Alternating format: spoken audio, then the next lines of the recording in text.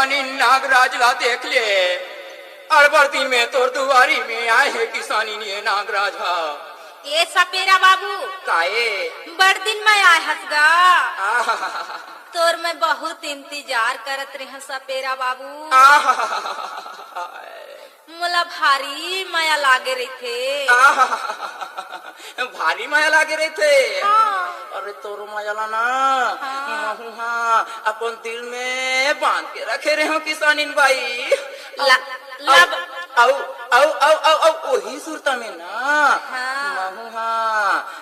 धीरे धीरे रेंगा तो दुआरी में आए हो किसानी।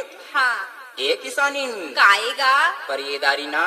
हाँ तोला देखाए बर सुघर सुघर सांप ला पकड़ के लाए हो किसानिन बाई। हाँ ये किसानी काए कहाँ के है तोर खुद से यह नहीं ये गा गे है।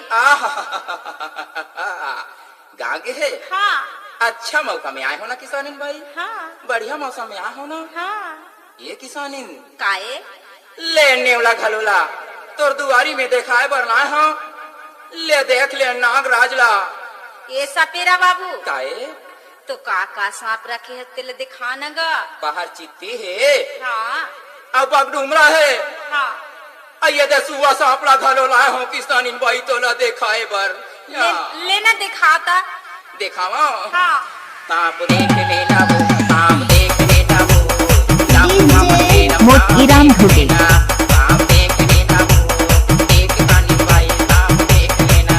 आना देख लेना गा, कोनो दिन ये घर में आना देख लेना, आना देख लेना गा, ये सपेरा बाबू आना देख लेना।